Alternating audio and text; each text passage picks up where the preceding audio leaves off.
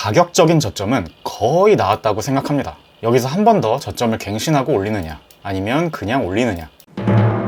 그 이유는 우선 첫 번째, 8월 5일 엔캐리 트레이드 청산쇼로 발생한 급락입니다. 당시 긴급 영상에서 저는 이 하락이 좀 과도한 것 같다는 의견을 말씀드렸는데요. 왜냐하면 경기 침체가 오지도 않았는데 과거 경기 침체에서 발생했던 것만큼 전 세계 증시에서 큰 낙폭이 발생했기 때문이었습니다. 그 말은 뭘까요? 앞으로 경기 침체가 오더라도 미 정부가 코로나 때처럼 바로 유동성을 푸는 식으로 대처만 한다면 이번 하락 때 발생했던 그 저점 이상으로 많이 떨어지기는 쉽지 않다. 떨어지더라도 약간만 갱신할 확률이 높겠다라는 것이죠. 두 번째 이유는 결국 돌고 돌아 차트입니다. 솔직히 지금 불확실성이 굉장히 커서 단기적으로 어떻게 될지 정확히 예측하기는 상당히 어렵다고 생각합니다. 확률적으로 비트코인은 외바닥보다는 쌍바닥을 만들고 올리는 경우가 많았으니 다시 기존의 저점보다 살짝 위 또는 살짝 아래까지 왔다가 갈 수 있겠다라고 생각은 하고 있지만 그 중에 딱 하나의 시나리오를 꼽으라고 하면 모르겠습니다. 하지만 비교적 예측 정확성이 높은 중장기 관점으로 돌아오면 오히려 잊고 있었던 중요한 부분이 보이게 됩니다. 바로 제가 애용해온 평행 채널의 특성인데요. 평행 채널 발생 이후 하단이 뚫리면 평행 채널을 아래로 하나 더 그린 것만큼 하락, 채널 하단에서 반등해서 다시 원래 채널의 상단까지는 최소한 간다. 사실은 그 위까지도 결국은 가는 성질입니다. 제 오랜 구독자분들은 기억하시겠지만 신규 구독자분들은 아마 생소한 부분일 겁니다. 왜냐하면 이러한 관점은 이론에 나오는 게 아니라 제가 투자하면서 발견했고 실제로 잘 맞아오고 있는 관점이기 때문입니다. 저도 이러한 관점으로 설명하는 사람은 단 한 명도 못 봤습니다. 어쨌든 결론적으로 상승은 최소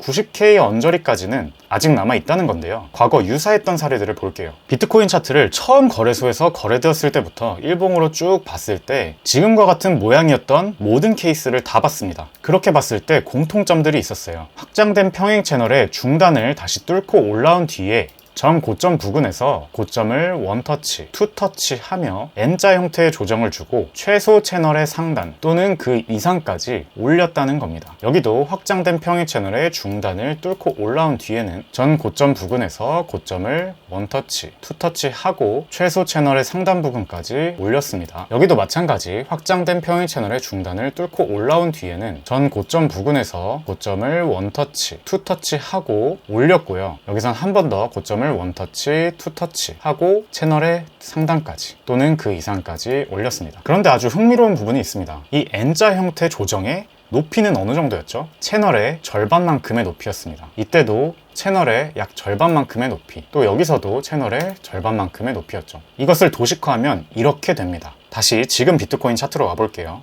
이번 하락 후 반등했던 저점이 지난 3월 고점과 비교했을 때 딱 평행 채널 한 개의 반개 정도 되는 높이였습니다. 따라서 이러한 관점에서 볼 때 저점은 이제 거의 다 나왔다. 물론 단기적으로 V자 외바닥보다는 쌍바닥을 한 번 더 만들고 갈 확률이 높기 때문에 단기적으로 한 번 더 내려와서 저점 살짝 위나 살짝 아래까지 한 번 더 저점 갱신하고 갈진 모르겠지만 크게 봤을 때 가격적으로는 저점이 거의 다 나온 것 같다 라고 생각하는 두 번째 이유입니다. 참고로 제가 지난 3월경에 올렸던 영상들에서 비트코인이 이전 사이클의 고점을 뚫을 때에도 항상 원터치, 투터치 하고 쓰리터치 때 올라갔다 라는 말씀을 드렸었는데 공교롭게도 방금 설명드렸던 움직임과도 유사한 움직임이죠. 다만 3에서 5월에는 이때 저점을 만들고 원터치, 투터치로 이런 식으로 N자를 만들고 올라갈 수 있겠다. 아니면 이때 저점을 만들고 원터치, 투터치로 그리고 쓰리터치 때 올라가는 움직임을 기대했었습니다. 하지만 결국은 횡보가 길어졌고 7월에 한 번 더 저점을 갱신했기 때문에 N자 형태 조정이 나온다면 이렇게 크게 나올 수 있겠다라고 생각하는 것이죠. 조정이 예상보다 길어진 건 저도 너무 아쉽지만 어쩔 수가 없습니다. 시장이 그렇게 가겠다면 시장에 나를 맞춰야겠죠. 어쨌든 아까 말씀드렸던 과거 사례들로 볼 때 이런 형태로 오르지 않은 적이 한 번도 없었기 때문에 확률적으로 생각한 것입니다. 그럼 만약에 이번에도 이렇게 원터치, 투터치하고 오른다면 구체적인 모양은 어떻게 될까? 기울기는 기존의 평행 채널들과 동일하게 오를 경우에 약 80K 부근이 되겠고요. 그 다음엔 동일한 기울기로 한 번 더 내려왔다가 올라가는 움직임이 될 것으로 생각합니다. 그런데 아까 과거 사례들을 보면 기울기가 기존의 평행 채널보다 더 가파른 경우도 있었어요. 그렇게 되면 제가 원래 생각했던 최소 타겟인 약 90K 근방까지 바로 올라갈 수도 있겠다. 그 다음에는 물론 그대로 쭉 올라버리면 좋겠지만 혹시나 내려오더라도 새로운 평행 채널을 그렸을 때 이 저점 부근에서 반등해서 다시 올라갈 수 있겠다 라고 생각합니다. 이때부터 상승은 굉장히 가속화될 텐데요. 왜냐면 현재 70K대에 위치한 대규모 쇼청산이 일어나게 되고 현물 시장에서도 70에서 72K의 강력한 저항 매물대가 있는데 그게 뚫리게 되기 때문이에요. 그래서 저는 다시 내려오게 되더라도 고점이 나왔고 이제 시즌 종료다가 아니라 더 큰 상승을 하기 위한 마지막 탑승 기회라고 볼 겁니다. 물론 그때 가서 실제로 지금의 고점을 갱신하는 일이 성공적으로 일어나고 내려올 때 다시 떠올려보면 되겠죠. 많은 분들이 궁금해하시는 시점에 대한 이야기를 잠깐 하겠습니다. 솔직히 정확한 시점을 맞추는 것은 가격을 맞추는 것보다 훨씬 어렵다고 생각합니다. 거의 불가능에 가깝다고 보고요. 그래서 저는 사실 시점에 대한 예측에 큰 에너지를 쏟진 않습니다. 다만 앞서 말씀드린 투터치 시나리오와 월별 계절성을 조합해서 한 가지 시나리오를 생각하고는 있는데요. 결론적으로 올해 연말에서 내년 초까지 쭉 상승, 그 이후 내년 상반기에 조정, 그리고 내년 하반기에 다시 불꽃 상승 랠리를 시작하는 것입니다. 안타깝게도 비트코인에 대한 관심도가 올라가고 비트코인이 제도권에 편입되어 가면서 상승 사이클의 속도가 과거보다 다소 느려진 것이 사실입니다. 물론 이번 N자 형태의 시나리오가 맞게 돼서 이런 식으로 빨리 나오고 올라가지 않고 크게 발생하는 만큼 그만큼 뒤에 올 상승도 더 클 수는 있겠지만 더 느리게 올 수 있겠다는 생각입니다. 과거 2020년도 사례의 캔들 모양을 그대로 복사해 와서 해당 부분에 가져다 대볼게요. 6개월 봉으로 맞고야 겨우 들어맞는데요. 내려왔다가 투터치를 하러 올해 말 내년 초까지 올라갔다가 다시 내년 상반기에 조정받으러 내려오고 하반기에 쭉 올라가는 모습이죠. 이번엔 월별 계절성인데요. 이제는 많이들 아시다시피 비트코인은 9월에 많이 안 좋고 10월에는 매우 좋습니다. 그리고 2월에도 굉장히 좋은데요. 따라서 이번엔 물론 다를 수도 있겠지만 통계적 확률을 따른다면 8, 9월까지는 조금 재미가 없다가 10월부터 내년 2월까지 크리스마스 랠리를 통해 쭉 올라주고 조정받을 수 있겠구나 생각해 볼 수 있겠습니다. 두 근거를 조합하면 비슷한 결론이 나오네요. 다만 지금 미국 금리가 인하되기 직전이죠. 지금은 많은 분들이 아시고 계시지만 저는 작년부터 계속해서 나중에 금리 인하가 시작되는 시점이 시장에는 위험했다. 그때는 채권 투자 비중을 늘리든지 주식이나 코인 투자는 조심하겠다라고 말씀드려 왔었습니다. 실제로 미국 주식은 비중을 줄이면서 채권 비중을 늘리고 있고요. 드디어 그 시점이 한 달 앞으로 다가왔습니다. 뿐만 아니라 장단기 금리 차이 역전 또한 0 위로 다시 올라오려고 하고 있죠. 이것이 0.3까지 올라가게 되면 높은 확률로 경기 침체가 발생했습니다. 따라서 비트코인이 지난 5개월 동안 생각보다 빨리 올라주지 못해서 아쉽긴 하지만 어쨌든 이제는 시기적으로 부정적인 가능성도 열어두어야 하는 때는 맞습니다. 따라서 이러한 점들로 미루어 보았을 때 만약 올해 말에 상승 랠리가 성공적으로 나와만 준다면 내년 상반기에는 조금 조심해야 하지 않을까라고 생각하고 있습니다. 요즘은 시즌 종료에 대한 이야기가 많이 들리더라고요. 좋다고 생각합니다. 제발 시즌 종료다. 비트코인은 이제 망했다 같은 이야기가 더 빨리 많이 돌았으면 좋겠습니다. 그런데 아쉽게도 아직은 제 기대만큼 비관이 그렇게 팽배하진 않은 것 같고요. 저처럼 저점 거의 다 나왔다, 이제 상승으로 돌아설 거다 라고 메인 뷰를 가져가는 사람이 6, 아니다, 시즌 종료 가능성이 높다 라고 생각하는 사람이 4 정도 되는 것 같습니다. 지금 사람들이 이렇게 반반 정도로 관점이 갈리잖아요. 이게 언제냐? 바로 사이클에서 여기 베어 트랩 아니면 여기 불 트랩입니다. 첫 번째 베어 트랩은 상승장 후반부에 광기장이 시작되기 바로 전에 마지막으로 개미 한번 털고 가는 시점입니다. 이미 많이 올랐잖아, 상승장 이제 끝났어 하면서 개미들을 털고 올리는 시점이고요. 두 번째 불트랩은 이미 상승장의 고점이 다 나왔는데 사람들이 광기에 미쳐서 부정을 하면서 더 올라갈 거라고 믿고 뛰어드는 시장입니다. 그렇기 때문에 지금 시즌 종료다, 아니다, 상승장 남았다 라고 토론하는 게 어찌 보면 자연스러운 현상이라고 생각합니다. 여기서 어떤 선택을 하느냐가 몇 개월간의 성패를 가르겠죠. 그런데 저는 아까 말씀드린 이유들도 그렇고 애초에 그런 광기가 찾아왔는가 했을 때 아니라고 생각합니다. 우린 관심이 많지만 일반인들은 코인에 그렇게 관심이 없었어요. 그리고 고래 쪽을 봐도 장기 보유했던 고래들이 과거 사이클 고점에서 익절을 했던 것에 비해서 아직 익절을 훨씬 덜 했습니다. 익절을 더 해서 이러한 지표들이 이렇게 내려가야죠.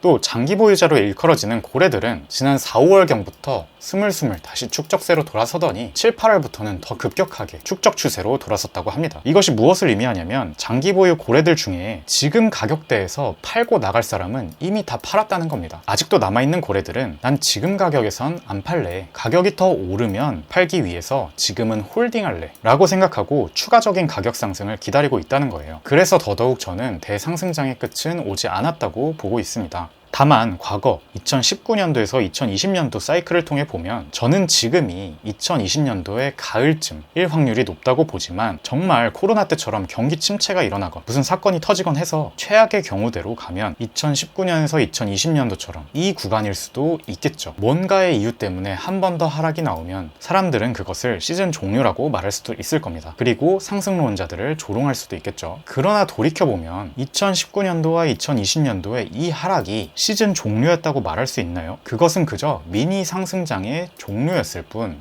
실제 대상승장의 한 사이클은 결코 끝나지 않았다라고 해석할 수 있겠죠. 저는 지금 우리가 대상승장이 끝나지 않았기 때문에 지금 아무리 부정적인 시나리오가 추가로 발생하더라도 이러한 상황일 뿐이라고 생각하는 겁니다. 제가 3월에 70K대 올라왔을 때부터 계속해서 저는 지금부터 40K대 초반까지 급락을 하더라도 팔지 않고 홀딩하겠다라고 여러 번 말씀드려왔던 이유도 같은 이유입니다. 아직 시즌 종료라고 판단하기 이르다, 여전히 과거와 다를 게 없다 라고 생각하는 또 한 가지 이유를 다음 차트를 보면서 말씀드리겠습니다. 과거 반감기 후 현재와 같은 기간이 지났을 때를 표현한 차트입니다. 보시면 이후 큰 상승, 이후 큰 상승, 이후 큰 상승장이 시작되었죠. 사람들이 이번에는 반감기 효과가 없을 거다, 이번엔 다를 거다라고 주장하는데요. 지금 비록 몇 개월간 횡보는 했지만 그것 역시도 과거와 크게 다를 것이 없기 때문에 벌써부터 시즌 종료다 라고 판단할 이유도 없다는 생각입니다.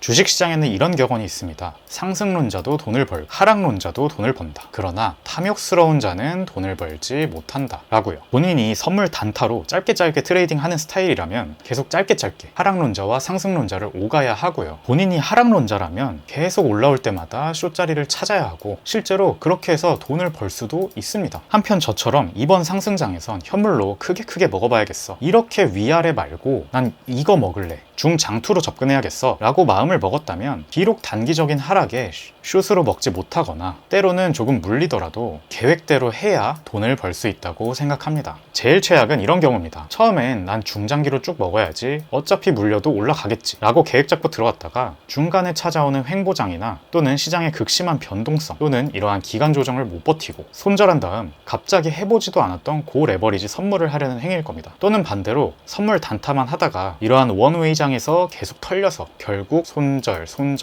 하다가 끝에서 현물로 갈아타는 경우겠죠. 실제로 작년 9, 10월에 있었던 일들 시장에 계셨던 분들은 기억하시죠? 여기서 이제 단기 반등장 끝났다, 이제 추가 하락하러 간다 라고 하면서 계속 올라올 때마다 숏 치다가 청산 당하고 이 원웨이장에 잃는 경우 많이 발생했잖아요. 보통 그런 경우에는 앞으로의 투자에도 엇박자가 나고 결말이 안 좋습니다. 저는 숏을 치지 말라는 이야기가 아닙니다. 본인이 처음 계획했던 그 매매 방식이 단기적으로 안 통하더라도 갈 거면 끝까지 가야 된다는 얘기예요. 처음 근거들에서 변한 게 없다면 그 방식을 고수해야 될 때도 있는 겁니다. 개인적으로 생각하기에 지금은 거시경제도 긍정 부정이 뒤섞여 있고 차트까지도 2023년도보다 저한테는 오히려 장 난이도가 높습니다. 그만큼 판단력도 중요하고 대응도 중요하지만 원칙도 중요할 겁니다. 저는 이럴 때일수록 오히려 남의 말을 조금 덜 듣고 계속 나 스스로의 판단 기준을 재점검하는 것이 더 좋다고 생각합니다. 그렇지 않으면 하락론자도 돈을 벌고 상승론자도 돈을 벌 때 나만 못 벌 수도 있습니다. 저는 여러 가지가 다른 방향을 가리킬 때 차트를 제1 기준으로 삼았었습니다. 그렇게 해서 돈을 벌었었기 때문에 이번에도 우선은 제 판단을 믿고 그러한 전략을 취하려고 합니다. 여러분들도 저뿐만 아니라 여러 관점들도 참고하시되 최종 결정은 꼭 많은 고민 후에 스스로 내리셔서 내 돈에 대해 책임을 지고 거기서 실력과 계좌의 성장이 함께 이루어지는 기회를 발견하시길 바라겠습니다. 지난 영상에도 좋은 댓글들 감사했습니다.